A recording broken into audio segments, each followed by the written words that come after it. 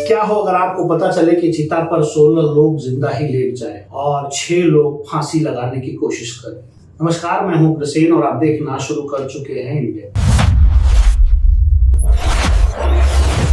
मैं बताऊं कि मध्य प्रदेश का एक इलाका है, वो इलाका छतरपुर है। वहां पर एक परियोजना का काम चल रहा था जिसका नाम था केन-बेतवा लिंक परियोजना में वहां पर किसानों की जमीन थी। मैं मूल रूप से बताऊं तो छतरपुर वैसे भी अशिक्षित लोगों की संख्या वहां ज्यादा है, मैं ये कह सकता हूं। किसान है, मजदूर है वहां पर। केन-बेतवा लिंक परियोजना की जब कोई प्रक्रिया चल रही थी उस डेट में वहां के किसानों का ऐसा कहा जाना है कि सरकार ने जब ये परियोजना चलाई तो उनकी जमीनें अधिग्रहित कर ली और उन्हें सही मुआवजा नहीं मिला। लेकिन ये किसान हैं, ये पढ़े लिखे नहीं हैं, लेकिन इनके तरीकों को, इन तस्वीरों को देखिए कि ये कैसे नदी के किनारे चीता लगा करके अपनी मांग कर रहे हैं। इन्हें किसी वाटर कैनन की जरूरत नहीं होगी सरकार को पैसे खर्च करने के लिए, क्योंकि दिल्ली के जंतर मंतर पर धरना देने नहीं आ सकते हैं।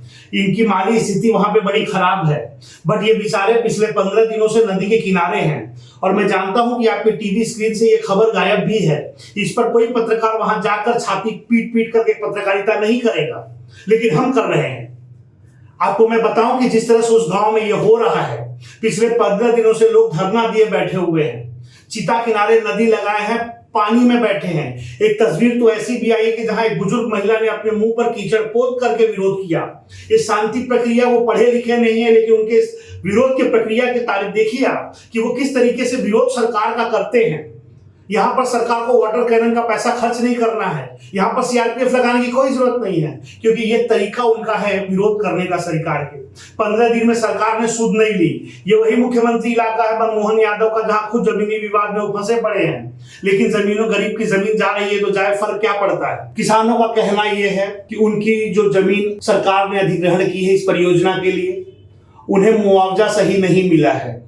उनका खेत, उनके मकान छीन गए हैं, मुआवजा नहीं मिला है। अब मुआवजा नहीं मिला है इसलिए शांति के तरीके से वो अपना विरोध सरकार के सामने रखते हैं। सरकार को सुध लेनी चाहिए। यह एक बहुत बड़ा इलाका है, 2 नदियों को एक साथ जोड़ करके परियोजना बनाई जा रही है।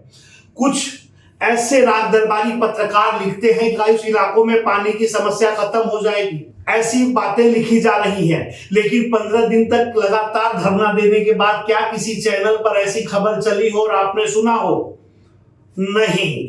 आपके मोबाइल जब भी स्क्रीन पर आते होंगे, स्क्रॉल होते होंगे, तो आप सुनते होंगे कहां पर मोदी जी को न्यूजीलैंड में किसने ऐसा गमछा दिया था। आज से 30 साल पहले जो गमछा लिए थे वो खबर आपके यहाँ चल रही है। उसी देश में बैठा हुआ एक गांव, वहां पर किसान दम तोड़ता, वो खबर आप नहीं सुनेंगे। आप देखिए, गांव एक उदाहरण है हमारे देश के लिए, हमारी मीडिया के लिए, कि केन-बेतवा परियोजना के साथ में वहां 60 साल की बूढ़ी औरत अपने विरोध प्रदर्शन के लिए मुंह पर कीचड़ लगाने को तैयार है।